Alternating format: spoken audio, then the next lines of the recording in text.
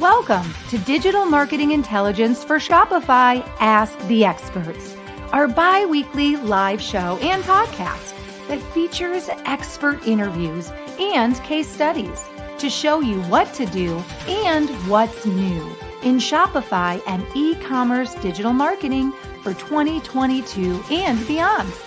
Ask questions, suggest topics, and grow faster with actionable insights and proven strategies from the world's leading Shopify and e-commerce marketing experts. Hello, everybody, and welcome to Digital Marketing Intelligence for Shopify Ask the Experts. I'm Marissa Morgan. I'm your show host, and I'm also the Director of Business Development at Engage. On behalf of myself and the entire team at Engage, I'm excited to welcome you to today's show. Today, we're talking about how to tailor your e-commerce tech stacks to drive the best customer experience and, of course, increase sales. I'll be introducing our guest expert in just a few moments. But before I do that, of course, I want to remind you to stick around because after today's guest experts talk, we'll also share with you our Engage digital marketing news of the week. Every week, we share a tip, a trend, a piece of news. And this year, our focus, of course, is Shopify and e-commerce news and digital trends as well. So stick around for that. You don't want to miss it. Before we get started, though, a quick mention that all of this invaluable information today is brought to you by Engage. And we are super excited here at Engage to announce that in the coming weeks, we are going to be launching our latest app, SMS messaging for Shopify stores. If you didn't realize this, I've got an interesting statistic for you and a big reason as to why you should be using SMS messaging for your e-commerce business. That statistic is right now about 98% is where we are in terms of the open rate for SMS messages, 98%. Whereas right now, email is starting to trickle down to about 20%. So when we're talking about increasing your customer lists, promoting new products, starting automated campaigns to free up time, and also obviously promote new products or engage with your prospects where they are, SMS messaging is a home run, whether you have a small or startup e-commerce business or whether you're rather well established on Shopify, right? So we're very excited. This will be launching in just a few weeks. Also, you should know that our app is no code support bots, which means you don't need a big technical staff to run it. It's very easy to use. And to kick everything off, when our app launches, we're offering 30-day free trials with up to 500 free messages that you can use to give it a kickstart and try it on for size and see that it's the right fit for your e-commerce or Shopify business. So stay tuned for more information on that. We're all very excited. Now, without further ado, I'm very excited to introduce you to today's special guest joining us from Toronto, Canada. His name is Paul Gray. If you don't know who Paul is, you need to. Paul has worked in marketing for, count them, 1, 2, 3, that's 3 hands, that's 15 years. And he started his career at a really fun company I know you've all heard of, Disney. And he's worked in startups and scale-ups. And what's really great is Paul is here representing Shopify as a product marketing lead for Shopify's ecosystem team. He is responsible for developer and merchant marketing activations and engagement. Shopify's mission is to make e-commerce and commerce better for everyone. And Paul works with a global ecosystem of partners to help find ways to connect them to merchants. Together, partners help merchants start, grow, and scale their businesses. We're very excited to have you here, Paul. And before we launch into learning more about Paul and what he's going to share with us today, I want to share a few fun facts about Paul. I think this is quite impressive. I've lived in 1, 2, 3, 4, 5 states, but Paul has lived in 6 different countries. His original home, Australia. He's also lived in Canada, the US, UK, France, and Hungary to boot. And outside of work, fun fact, and I love this as well, Paul, you're a big fan of the arts. You are a creative writer and also a painter. Welcome to today's show. Thank you so much for giving us a little bit of your time and sharing some of your insights and expertise on Shopify. Hi, Marissa. Thank you for having me. It's great to be here with Engage to talk all things commerce and everything else. Now, it's funny. I did say commerce earlier in your introduction, and I kind of corrected myself. I said commerce and e-commerce. Do you use commerce kind of interchangeably at this point? Because commerce is really just all over the place. It's in all platforms. It's digital, it's tangible, it's, brick and mortar, it's online. Do you kind of use that word commerce now, just interchangeable? Yeah, I think commerce is a better word now. Definitely, especially like things have changed so much in the last few years. Going into the pandemic, things were fairly status quo. Then for quite a bit of time in different places around the world, we were all kind of trapped at home.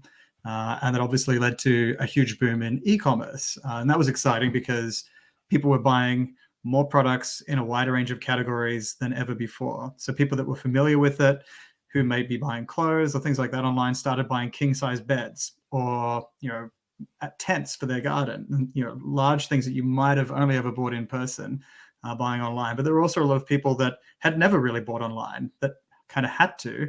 And as they learned, hey, this is actually pretty easy and pretty convenient, they got used to it. Then, of course, now we're seeing, thankfully, the pandemic is improving and a lot of places are moving back to more kind of normal.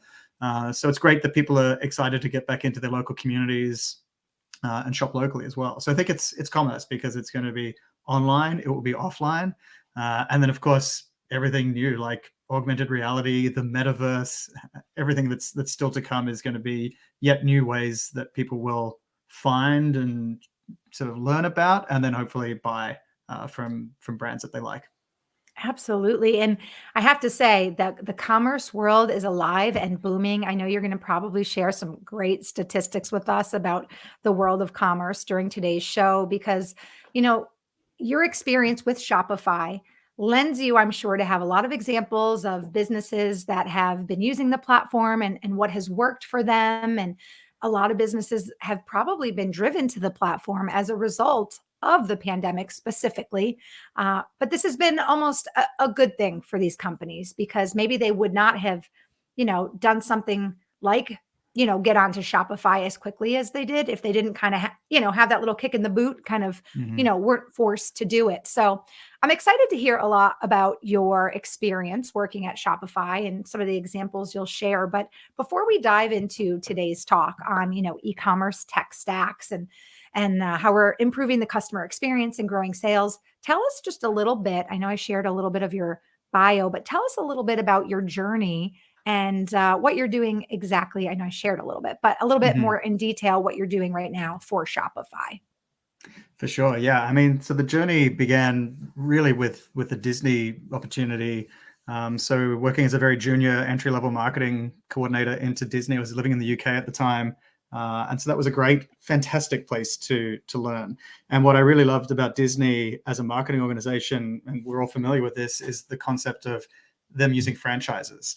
And particularly at that time, even still now, but certainly then, it was the movie that was the tent pole. So a movie would come out, like Finding Nemo, which is a wonderful film, and then the Disney Empire essentially builds great experiences that people love around that. So there's toys, there's stationery, there's backpacks, lunch boxes, video games, mobile games, things at the resorts, on the cruise ships, there's costumes. So it's all one story, and they do an excellent job of building really high quality experiences and products around that story. So that was a great way to learn marketing. And one of the convenient things that happened was I was working in Disney's also very good at working on partnerships and collaborating with other companies to help take these stories to audiences. So I worked with partnerships folks.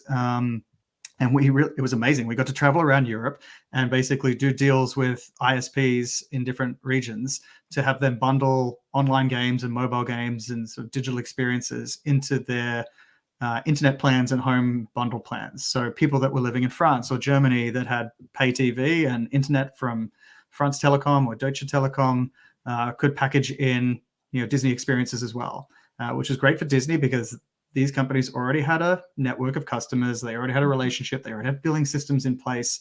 And so it was obviously rev share type arrangements, but we would make the product available to their subscribers and then they would pay us. So I really got to learn very early on the importance of partnerships and collaboration and finding ways so that the sum of parts is greater than the individual parts. That type of analogy. And yeah, as you mentioned, Marissa, then did that for a while, moved into my own startup and then working for other startups. That was fun because you get to really be an all-rounder. Some days, if you're working in a startup as a marketer, you might be working on the website, or maybe you start working on PR or some brand activations, or you need to do some advertising, or now we need to make some collateral for our sales team. So I was not an expert in any of those things, but it's a great way to kind of force yourself to learn and find best practices and see what makes sense, and then build that out. So I did that for quite a while, learned a lot.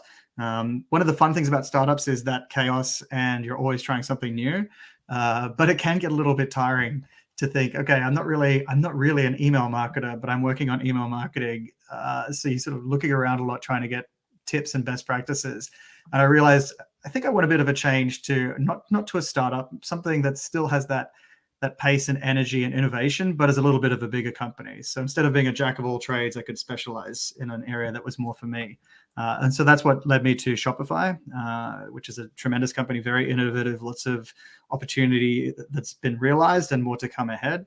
And yeah, I've had 3 roles at the company, which is also something good about this business, is that you can move around and try new things. So I started in partnerships marketing, focused on large agency partners around the world, which really I would always see and position as an extension of Shopify's own sales and marketing team. These are agencies that would help stores migrate onto the platform, or maybe launch an e-commerce store for the first time, or want to turbocharge their store or change something. So all of that kind of partnerships marketing. I then, for a while, moved to run regional marketing. So I actually focused on Canada, which was great because it was all products for all segments. Everything from the retail point of sale products for small businesses selling locally to people in person, all the way to working with the largest brands in Canada, and working with enterprise sales teams on building account-based marketing strategies and approaches for them. And there, since last summer, I've been in the ecosystem team, focused on the way I best position it is how do we surface the right apps and partners to the right merchants in the right channels at the right time. So it's a lot of dimensions of complexity. But the fact is that we have an amazing ecosystem. I think it's the world's best commerce ecosystem, with a lot of innovative developers building solutions that merchants can use to build their own tech stacks, which sort of fits this theme. And how do we help those developers reach those merchants? And then at the same time, how do we help the merchants find the right developers as well? So it's kind of almost like a matchmaking experience at scale. I like that.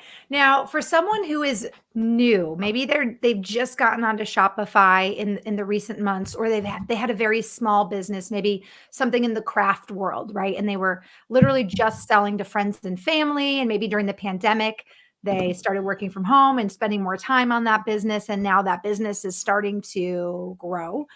If they've never heard tech stack before as a term, how would you best define that in an easy to understand definition for someone? For sure. So I think I'd say most entrepreneurs now would realize that there's some technology that's going to be needed to run their store. So if it's a person, like a friend of mine, she likes to make soap, and it was, I think, a hobby that she picked up during the pandemic. And so she literally makes soap and then wants to sell it. And she has no ambitions of becoming a global soap empire. It's mainly just something to do for fun. And why not sell it as well? And she enjoys branding and that side of things. So yeah, how are you going to do that? Well, you could make the soap and then buy a stall at a local market and sell them in cash. That works, and people do that. But if you want to get payments by debit card or credit card, well, you're going to need some kind of tech to do that. So that's one aspect of tech. Or she has an online store on Shopify, which is a pretty straightforward store, nice, simple design, where she just lists the individual soaps or bundles of soaps. So that's Shopify in that case, is the tech stack that she's using. And for most merchants, the out of the box does pretty much everything they're going to really need. But you can start to do things a little bit fancier. So, for example, I know that she likes to do seasonal offerings of different soaps. So like now we're coming into summer, so spring, there'll be a spring summer collection, no doubt. Little watermelon soap action. Exactly. Right. Watermelon and strawberries and all the nice fruits. Yeah. So she could, highlight these new upcoming soaps. Or maybe she might want to use an email marketing app to let people who've bought soaps in the past know that this new collection is coming. Maybe they get to get early access to her next collection of soap. So in this case, she's thinking about things like, how do I use email effectively to get existing customers to buy again? or maybe get new people to buy for the first time around my cool new collections. If she makes, I mean, they are limited because it's only her making the soap, so she can't make that much. But Right, right. there is this sort of idea of like creating urgency and scarcity. It's a tactic businesses have used forever. So using apps and services that call out that something is a limited edition, or you got to act now before this goes away, or if you buy today, you might get 10% off. So often these kinds of tactics require a different technology. And so that's where things like apps and services come into play. So as a store gets more experienced and more comfortable and they want to try new things, there's a whole world of developer products out there that can help them improve that experience. Fantastic. So essentially a tech stack, if you will, is the different platforms you're using to accomplish, obviously, getting your product live online in front of people, prospects. But as you start growing and start using other applications, it's almost like you're literally stacking these different applications one on top of the other, and creating your own kind of individual, customized way to be in Exactly. the commerce world. And that's why I think that term tech stack, I don't know who invented it originally, but it must be based on that logic that, you have your foundation. And in this case, the foundation is a Shopify store, but then you can add other technologies on top of that and build your own stack. And when you think about it, different types of businesses are going to need different things. So one example I always talk about, because it's so simple, is let's say you're a brand that sells, I don't know, scarves and hats. So this is it's a fashion item. People might buy them, and then they think, oh, this doesn't fit. If maybe it's the wrong size hat, or I didn't quite like this color. So returns tend to be a thing that fashion brands have to deal with. And there are ways to be effective and smart about returns to reduce things like bracketing and people being sketchy with returns, and make it actually a great process that keeps people engaged. So fashion, people buy the wrong color, the wrong size, they'll want to send it back. But let's say, on the other hand, you're a merchant that sells cheese, and you can sell cheese online now. Usually, if you buy it, it comes in like a chill pack. But the thing is, you can't really return cheese because the chill pack warms up, and it's unlikely that you as a person are going to have the stuff at home to put back into a chill pack and ship back in time. So returns are probably not a huge deal for a food brand, because you can't really return food. It might have been tampered with. What might be better for a food brand is subscriptions. So lots of people really like cheese. I love cheese. So why not make it a subscription? So once a month, you get a box of new cheeses. So subscriptions might make sense for a food merchant.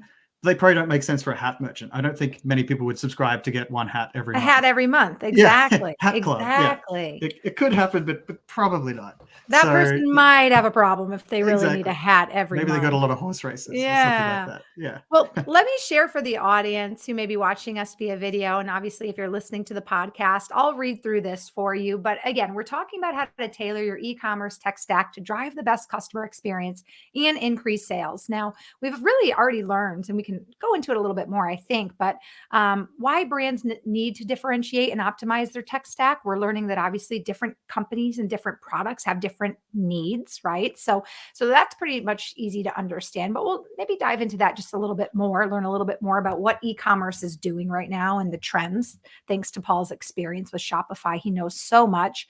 And we'll also talk about how brands need to do this, how they need to differentiate and optimize their tech stack by looking at their business funnel, which obviously we'll go through the funnel quickly with Paul, attracting the audience to the store, the experience on site, converting and increasing your average order value. We just talked about fulfillment and return management. That's a big piece of it. And then obviously the post-sales experience. But Paul, I'd love to hear from you. Maybe a few statistics you may have about right now, the trend of commerce and how much it is growing, because thanks to Shopify, it's easier more than ever to take your business online. So what are the trends that you're seeing right now in the world of commerce? Yeah, I think if we look now, it's really the last 2 years and what changed then. I know there was a well-publicized McKinsey study that essentially said 10 years worth of e-commerce innovation happened within 90 days, I guess from March through May or June of 2020, when the pandemic first kicked in and everything shut down. And I remember working with our sales team on lots of very large brands who had essentially neglected e-commerce for a long time. suddenly seeing their entire retail network shut, absolutely no way to get product to people, having to spin up stores in a matter of days. And they did. And you could get a basic store up and running in no time at all, even for a very large brand. And then, of course, they would then tailor and refine and make their stores more sophisticated. And now they've stuck with that. So I think 10 years of innovation in the first 90 days is a stat that really stood out. And even though the world, obviously, with the pandemic is improved, maybe it's not fully over. Hopefully, it is. But it seems that now we're going to be seeing, it might be lockdowns or restrictions in certain places, and then other places. It probably won't be everywhere all at once. But that will be something that has to still be navigated. Obviously, there's a lot of international things happening at the moment: conflict, economic uncertainty, inflation. And then just the continued pace of technology and social change. So lots of things that might seem like they could be damaging to business and entrepreneurs, but at the same time, commerce just continues to grow. So the stat that I really think stands out now is that worldwide e-commerce sales in 2022 are set to exceed $5 trillion for the first time ever, which will account for over 20% of total retail sales. And that's from eMarketer. So it's pretty phenomenal. I'm not sure what that was a few years ago. It's probably half of that. So the pandemic certainly accelerated that. And yeah, to that point, more people are buying more products in more categories than ever before. That's only going to increase. But at the same time, people still like buying in person. We like to see that people like to buy in person from stores that are near them and that they like to buy from. And I think the pandemic also helped with that a lot. A lot of people really got reinvested in their local communities, thinking, hey, how can I buy something? And as supply chains and things got disrupted, it also became quite convenient. If you could just pop down to your store and do a curbside pickup for new bed sheets or toilet paper or whatever it might be, well, then why not? Like, you're supporting a local business and it's convenient, and maybe it's actually even faster than some of the behemoth companies that were sort of struggling at the time to get stuff out in sort of the 2 days or less standards. Yeah. It's interesting. I'm definitely part of the consumer group that started buying different and more larger items online. I am part of the king size bed consumer. But what's interesting is I actually had a not so great experience when I purchased a bed online because it ended up not fitting my needs. It was not to the comfort level that I needed to survive. We all know we need sleep. And so I ended up returning that, which was also quite difficult. It ended up being donated essentially. Which, the company can certainly handle that as a write-off, you would assume. But, again, those beds that come all folded up in like a little box that then expand to be humongous, it's easy to ship, kind of like the cheese, hard to ship back. So there's certainly a set of issues with certain retailers that do that. But I ended up going down to my local favorite department store that I knew carried mattresses and had to literally get on them and feel them. And I felt much more confident doing it that way. But that was an interesting lesson. I'm comfortable buying certain products online, clothes, certain textiles, certain things, but even like candles, something I want to smell, or something that for me is going to be a big ticket item. I don't think I'd buy a car online unless I went and test drove it. Right. Yeah, it's interesting. I'm sure it tells people too a lot about their selves based on their, their shopping habits and how they did evolve and change during the pandemic as well. Yeah, I'm sure if anyone ever says the future of commerce is online or the future of commerce is this, the future of commerce is all of these things. And it's about building omni-channel and building the right experiences for customers in the way that they want to buy from you. So lots of brands will be able to sell online as well as in person. And even in that sort of the bed example, like there's some companies, it's Endy and Casper and different brands like that really kind of got their start with that mattress in the box. But they've also been doing a lot of pop-up shop type experiences in large metro areas. So you can go in a downtown location and literally get on the bed and sit on it and see how it feels. But then you don't buy it there. They don't have a huge inventory of stock. It's just a showroom. And then you go off and you order it and it comes delivered in the box conveniently. Which is nice. That's almost the best of both worlds. In the middle of your day grocery shopping, you can pop in, test a bed, say, okay, I think it's between these two. Honey, what do you think? Oh, this, okay, great. And hey, maybe you're not even ready to purchase now. Maybe you're waiting for a bonus check from work or something like that, you can go home, you can streamline the purchase date, you can streamline the delivery. And again, even when you get it, maybe it's not the right time to set it up. That's okay. It's in a box, right? So Exactly. this is so interesting. Well, let's talk a little bit about, obviously, we learned a little bit why companies need to differentiate and optimize their tech stack, but let's learn a little bit about what we're looking at as we work our way down the sales funnel. Mhm. First, we're obviously trying to attract the audience to our store. Are there any tips or insights you'd like to share with us on what you're seeing has worked well, and whether that does really differ from business to business or industry to industry? Or are there some things kind of across the board that you see working very well now in this new kind of post-pandemic world? Yeah, so attracting audience is obviously super important. It's getting people into the top of the funnel. Mhm.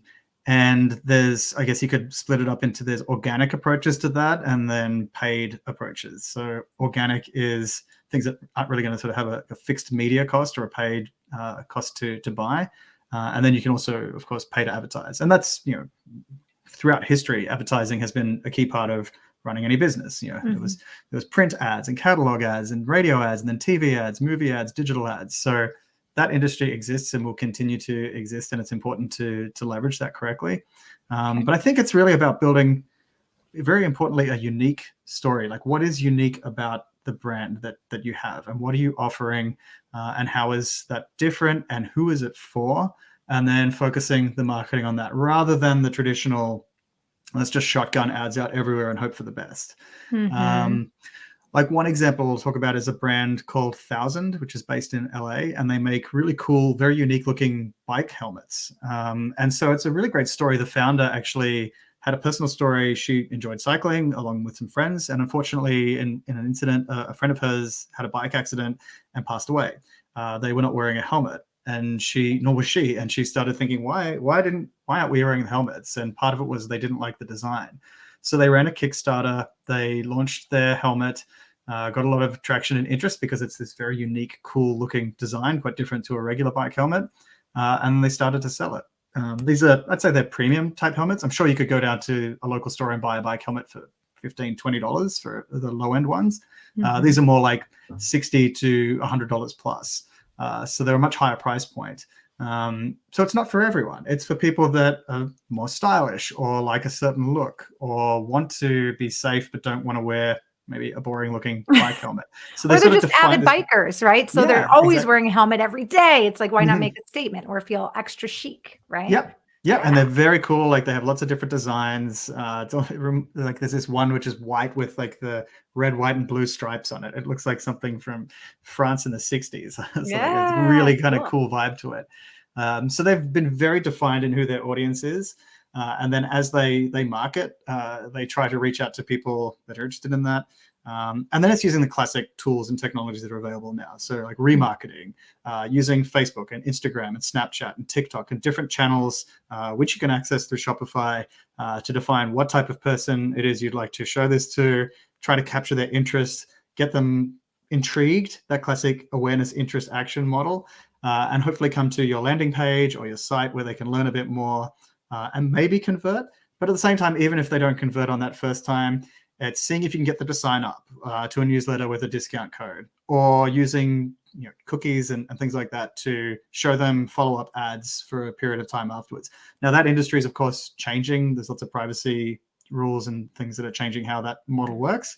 But it's not that they're trying to stop that. It's just trying to do it in, I guess, a more privacy considerate way. So I think definitely brands should look at first their story, who is their customer, how would this product be a benefit for that customer, and then start experimenting and testing things. That's the beginning round. And then we move to on-site experience, which I know we can all talk about our experiences with certain websites and why we got frustrated and ultimately didn't purchase, or how we felt like there was so much friction to get from one part of the website to the next, or how we couldn't find something versus, great stories where we felt like a website flowed. We felt like it told a brand story. It was engaging. It was easy to use. It had really great product pictures. Are there any Mhm. tips you'd like to share with us when it comes to, building this on-site experience? Because we all know customer experience is huge. That's one of the biggest reasons that people become loyal customers and continue to shop. It's because they have a great customer experience. And that does really start with how they're brought to your website, but then ultimately on your store or on your website.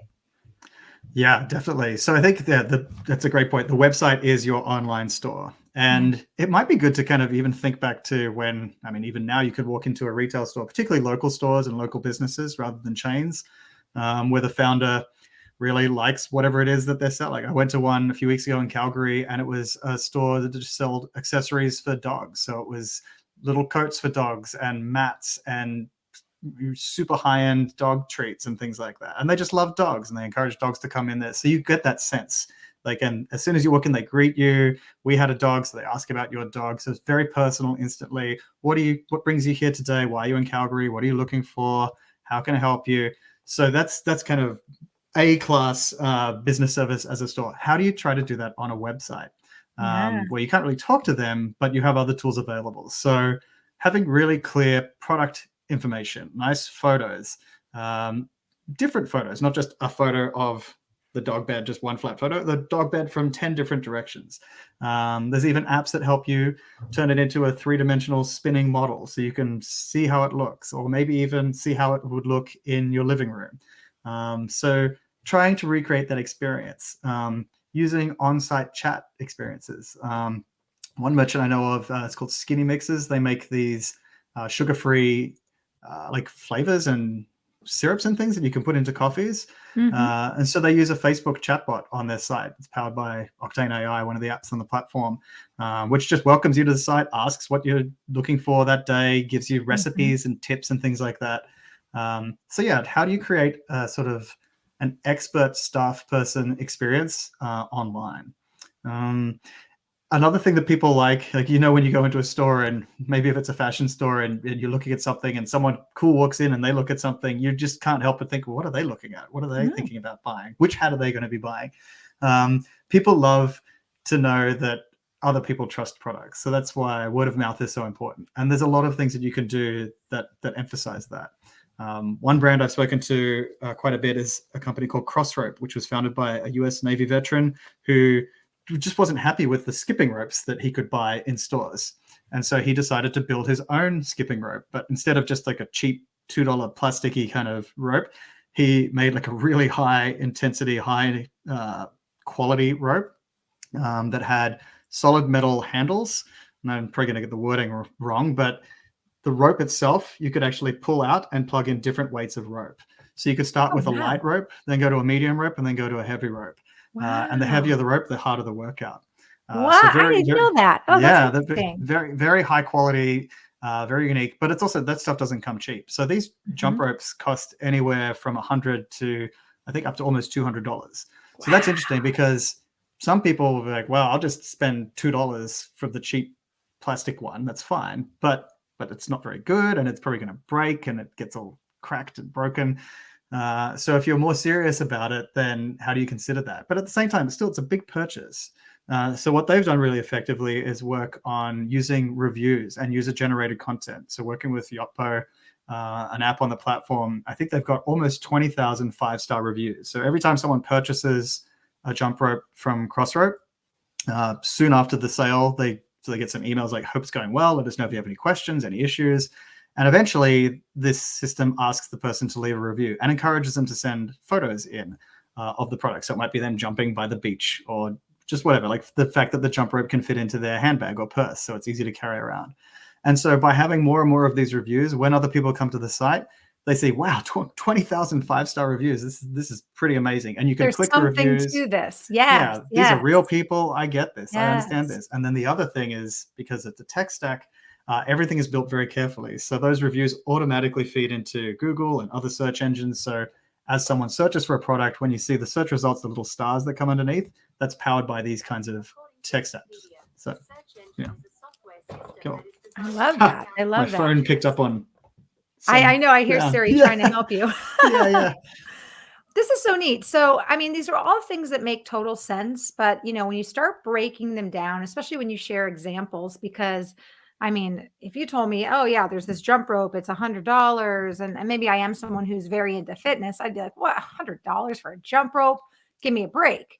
But the minute I was on their site and saw something like 20,000 5-star reviews, right away my curiosity is piqued. Well, if 20,000 people think this is amazing, and these are also people that are into fitness like I am, maybe there's something to this, and I would certainly dive into it. And then on top of that, when you add something like a a risk-free, you know, Exactly. a warranty, or risk-free shopping, or, you honor returns with like no questions asked, things like that, knowing Hmm. that it is a higher price point, things like that make the customer feel assured that even if it's not the right fit for them, that this company understands and they will be easy to deal with when it comes to a possibly processing a return. Try to say that 3 times fast. Possibly Yeah. processing a return. Um, what about fulfillment and returns? Speaking of returns, let's talk a little bit about how you can make that more frictionless for a customer and what that will do ultimately for sales. Yeah, I think on fulfillment side, it's just making sure that however you've got your inventory set up, that you're able to ship it out as quickly as you can. Mhm. Um, and a really key thing is letting the customer know what's happening. So whilst people want things usually pretty quickly, and some people have an expectation of getting stuff really quickly, for example, I'm kind of the opposite of that. Usually, if I'm buying something online, like I don't really need this in a rush. Like if it comes here next week, that's fine. If it's desperately important, then I'd probably go to a local store and try to buy it. But yeah, if I'm buying a jump rope, it doesn't really matter if I get it in 2 days or next week. I don't know. It's probably fine. But yeah, a lot of people do have an expectation for speed, and certainly there's ways to do that. But I think part of it is also just communicating really well. So letting people know, hey, your order has been placed. Your order is now processing. Your order is shipped. And then using things like Shop is an app that we have, which makes it really easy for people to get notifications to know where their product is, and hey, it's arrived in the nearest city to you, and then it's going to be out for delivery tomorrow. So just giving them that kind of visibility is great, rather than you order it and then sometime in the next 10 days, maybe it shows up. So communication is good.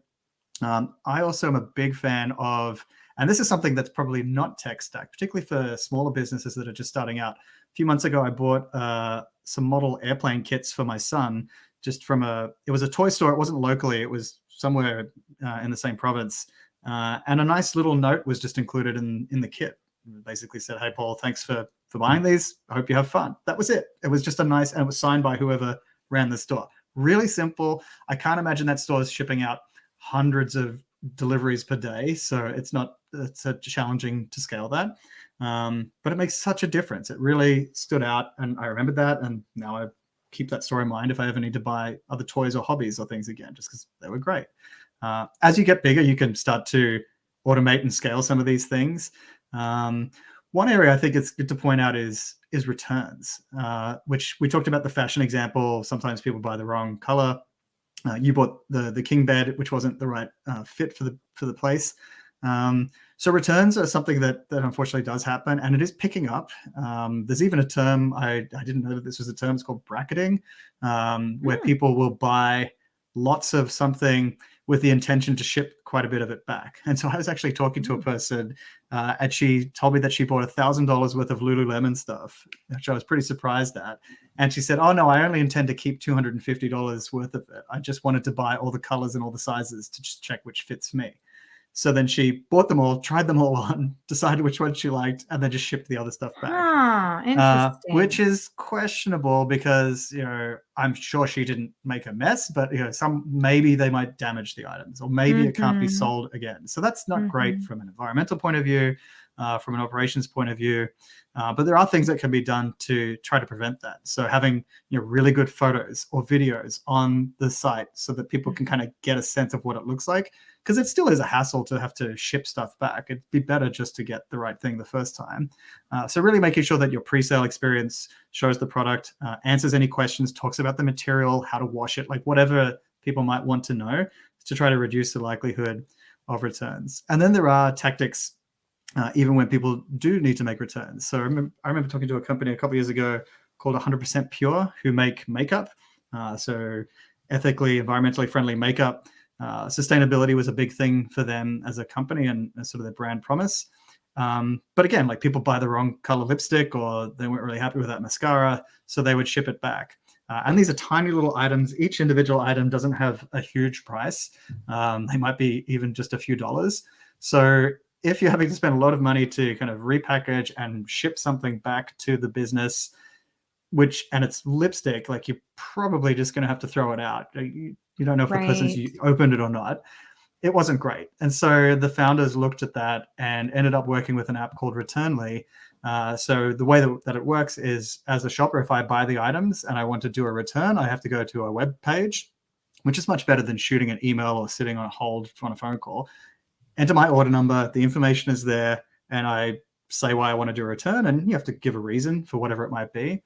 But then the system automatically runs some calculations, figures some things out, and in almost all cases says, you know what, Paul, you just keep that and we'll give you credit to the extent of that purchase or a refund. And so what ended up happening is people were blown away. They were like, wow, this is amazing. Really? I don't have to ship this back? That's great.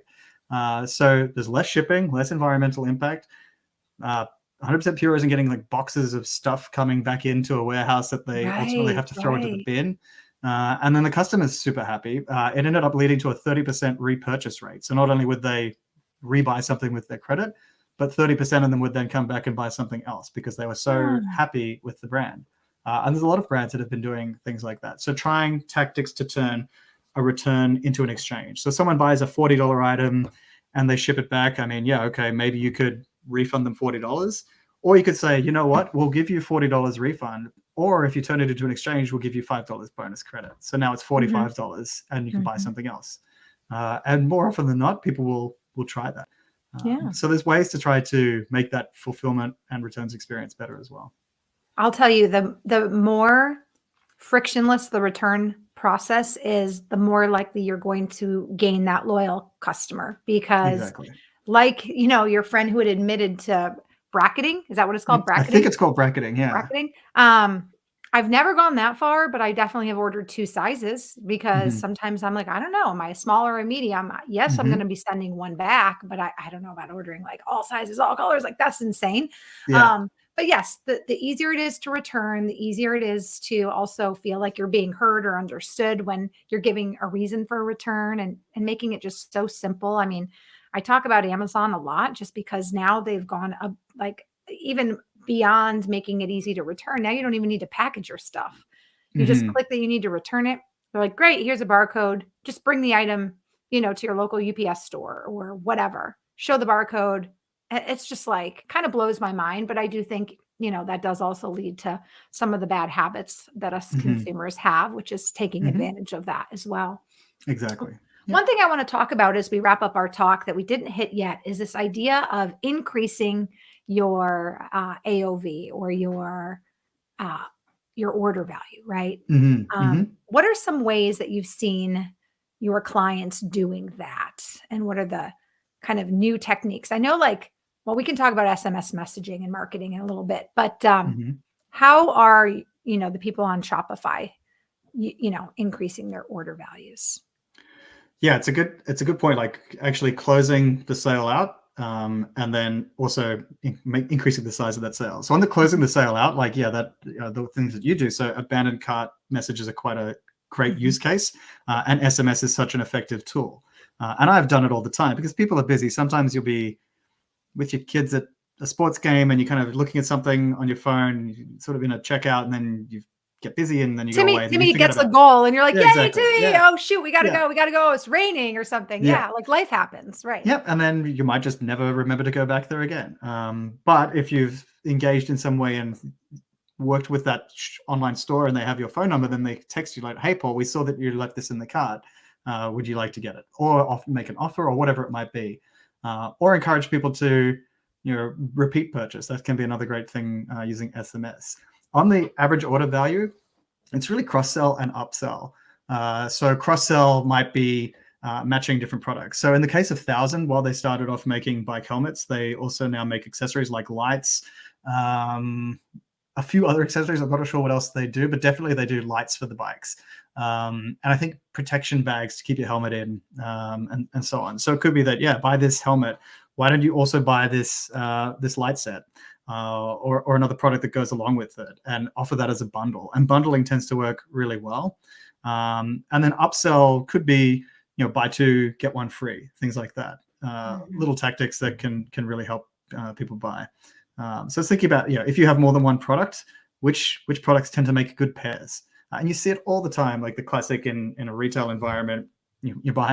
Someone's buying a shirt and they'll say, well, sir, this jacket would go really well with that shirt. Of course, it's that kind of tactic done online. So it's using data, thinking things through. Even if you have a huge product catalog, like with thousands of products, the data that you have will tell you these 3 products tend to be bought together quite a lot.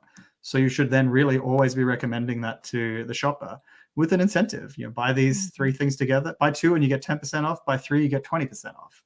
I just got upsold on a new product. I won't tell you what it is because it's kind of embarrassing. Yeah.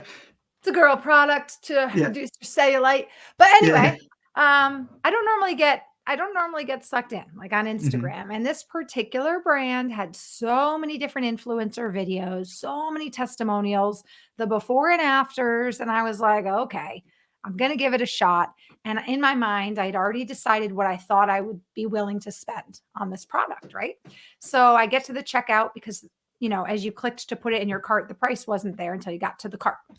So in my mind, I'm like, okay, this is how much I will spend. And it was within the range, right? But then, of course, it upsold me. It said, well, if you add a second jar of our magic potion, right, we'll take $10 off that jar. And we do feel like most of our users start to see results after 1 month, and each jar lasts you a month. So I thought, why wouldn't I get that second jar discounted? Because if I'm truly not going to see results till about a month, I'm going to be really bummed if I have to go and buy a second jar, right? But that was like a classic example. It was already in my cart. The company knows it's much cheaper for them also to just add a second jar to the package. They're already shipping it to you. If it is a beauty product that needs to be used for a specific amount of time to achieve results, then of course that not only is part of their story and their branding, but obviously it's going to increase sales too if they're transparent with people. Like, hey, you're probably going to want 2 or 3 jars of this. You're going to want to use this the next 3 months. Why not just buy it now? We'll give you the savings up front. I was like, okay, fine, you sold me. So now I got 2 jars of bum cream. So hopefully it does the trick. And that's why, like, it really is this looking at the funnel, like attract them, get them to explore on the site, consider, make a purchase, try to make the purchase as big as possible. And then after the purchase, make sure they're happy. Follow up, whether it's with a written thing or an email. How did it go? Is it meeting your expectations, especially if it's a higher priced product, to see what people think. And then using things like SMS or email or different messaging tools to follow up. So it could be, hey, Paul, you bought the winter flavor of coffee, like the coffee bundle of like different winter flavors. Now it's spring is coming. Why don't you buy the spring bundle? Or here's a barbecue kit. Like now we're selling barbecue sauce. Whatever else might be coming along that's seasonally relevant. You're making me hungry. It's lunchtime here, Paul. You're making me sunshine. Hungry. It's ready for barbecues. Yeah. I love it. Well, I think we're running out of time, but I think the takeaway too is that if you're obviously looking to replatform to Shopify Plus, or those of you currently, working on Shopify to optimize your existing store performance, obviously all the apps on Shopify are so great because they all are easily integrated, right? And they all offer you different services. And as we've learned with our talk today, Paul, different products, different companies have different needs, and what fits one company may not fit another. But by figuring out exactly what those needs are and basically kind of plug and playing the right apps to create your individual custom stack of tools, you're going to obviously have more success when it comes to, reaching your customers, targeting them, engaging with them, upselling them, interacting with them during and after the purchase, and then ultimately getting like a testimonial from them. It's all very streamlined. But, obviously you can't put the cart before the horse. You can't ask for testimonials, right? Nor would you want to if you feel like you didn't offer a nice, frictionless experience, right? And you certainly are going to have a hard time targeting people if you don't, again, figure out what's so different about you, figure out what's unique in the brand and something to get them excited about your product. So fantastic. Exactly. Well, I'm very excited for you and all that you've accomplished so far and all the experience and insights that you're bringing to your position now at Shopify. Before we get into our news of the week, is there anything you'd like to say? Any kind of closing comments or insights on the topic today? I think look for ideas and inspiration. I love speaking to brands to hear what they're doing. And so many of them say that they actually look at other brands to see what they're doing. So to sort of get ideas. And maybe if it's a fashion brand, then take a look at what beauty brands are doing. Or if you're a home goods brand, then take a look at what sporting goods are doing to see how they're making things work. And sign up for newsletters and just pay attention to what's going on, because you'll then start noticing some clever tricks, which you can probably fairly easily implement yourself. Great tip. Look at what your competitors are doing and read your competitors' testimonials, because I think you can find a lot of information in those testimonials from potentially customers that might be your customer too, as to what their needs are and what's working for them and what their pain points are. Great tips. Great tips. Well, listen, before I let you go, it is time for us to share our Engage Digital Marketing News of the Week. Can I invite you to stick with me and then listen to our News of the Week and share some insights? Absolutely. Awesome. Well, today's News of the Week is actually an article that we found. And the title of the article is actually Shopify Exec, The 4 Secrets of Successful Digital First Companies. And the article basically shares 4 ways to be very successful at running a digital company with a completely remote style workforce. Obviously, this plays into all the changes that have happened over the last 2 years, but not all companies are completely remote. And what we're learning from the VP of Employee Experience at Shopify is right now, they are, I think, almost fully remote. And they do believe that they are doing impactful work with the absence of this centralized physical space, and that that's not necessarily needed to do impactful work. So basically, the example given in Shopify is, now that it is fully remote, and they made that decision in May of 2020, the VP of Employee Experience has shared 4 different things to help that be successful. So I'll share these, Paul, and then let's have just a quick chat about how you feel, and if you feel that working remote has benefited you, your family, your job, your position. But the first thing the Shopify director says is prioritizing freedom and flexibility. If you embrace that your employees no longer have a commute, this allows them to create new weekday rituals with their family and obviously build a more balanced life. And that is something that you can certainly embrace and also kind of nurture with your employees. So that was the first thing that they shared, really has helped with the work-life balance. Now, second, continue to value in-person connections. Now there is something called IRL, which is short for in real life moments. And the Shopify executives share that it's very important that employers build in real life moments, whether that is a monthly team meeting or maybe a happy hour event every 6 months, right? Something to continue to engage the workforce, even though 99.9% of the time, everybody is now remote and looking at each other through screens. It is important to nurture those and make those a ritual in your community of workplace as well. Third thing they said is remote work allows you to hire anyone from anywhere. So you no longer have to hire the best candidate in your city, but you can truly hire the best candidate in the world for your position, which I think is an excellent point and an excellent takeaway as the remote culture becomes more standardized. And then also build culture with intentional, thoughtful design. The article says, deeply consider the tools that your employees need to be successful now remotely and growth opportunities your employees need. For example, talk about showing up virtually to meetings in the best way you can with the best technical setup. Since now, obviously, like you and I, showing up virtually is how we're showing up for a show or for an interview or for a meeting. You want it to be well lit. You want to have a good camera. And it is important as an employer to consider this and maybe offer these tools to your employees as well, so that they feel that their remote time is just as valued as their, in-person time once was. So just curious, obviously now with Shopify being a, pretty much remote, fully remote now company, has remote working always been, the way that you have rolled, or is this something new in the last few years with the changes that have gone on?